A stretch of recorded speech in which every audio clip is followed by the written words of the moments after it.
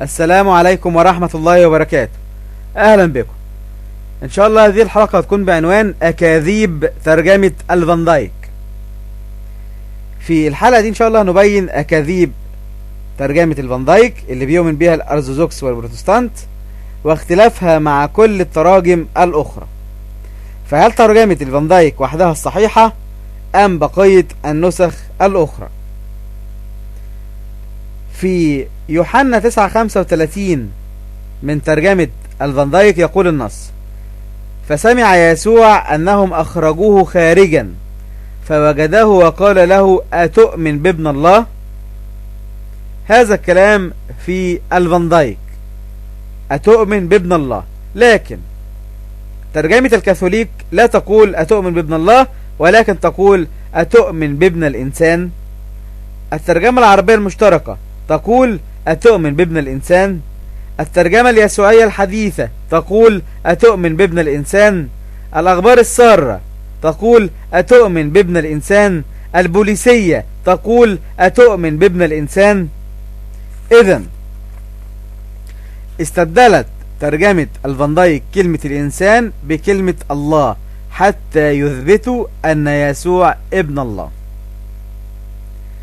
مثال آخر في رؤيا يوحنا 1:6 ترجمة الفان دايك يقول النص: وجعلنا ملوكا وكهنة لله أبيه. وجعلنا ملوكا وكهنة لله أبيه. لكن الترجمة الكاثوليكية تقول وجعلنا ملوكا وكهنة لإلهه. لإلهه وأبيه، لإلهه وليس لله. الترجمة اليسوعية الحديثة أيضا تقول لإلهه. الترجمة البوليسية أيضا تقول لإلهه. حتى النسخة الإنجليزية الBBE تقول في العدد السادس من الإصحاح الأول: His God and Father. His God and Father يعني لإلهه وأبيه. لكن نسخة الفان دايك استبدلت كلمة لإلهه بكلمة لله حتى لا يكون ليسوع إله. فهذا يعني عكس معتقد النصارى، فتحاول ترجمة الفان دايك إخفاء النصوص الدالة على ذلك. نص آخر أيضا يثبت التدليس في الرسالة الأولى إلى تيموثاوس 3:16 يقول النص: وبالإجماع عظيم هو سر التقوى، الله ظهر في الجسد. وبالإجماع عظيم هو سر التقوى، الله ظهر في الجسد. الكاثوليكية تقول وبالإجماع عظيم هو سر التقوى ظهر في الجسد، يعني النص ما فيهوش كلمة الله.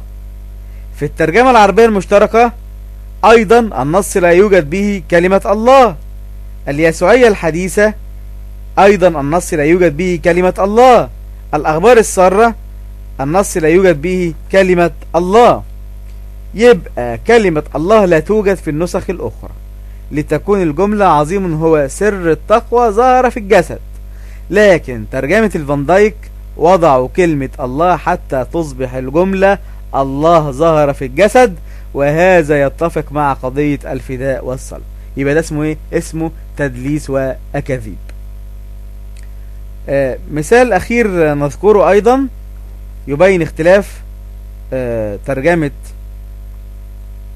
الفان دايك عن بقية التراجم. في لوقا 10:1 تقول ترجمة الفان دايك: وبعد ذلك عين الرب 70 آخرين أيضا. وبعد ذلك عين الرب 70 آخرين أيضا. لكن الترجمة الكاثوليكية لا تقول 70 بل تقول 72. الترجمة العربية المشتركة تقول 72. ترجمة الحياة تقول 72.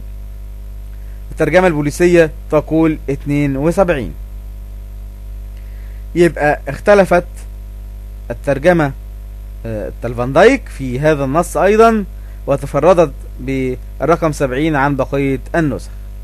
إن شاء الله نلقاكم الحلقة القادمة. نستودعكم الله والسلام عليكم ورحمة الله وبركاته.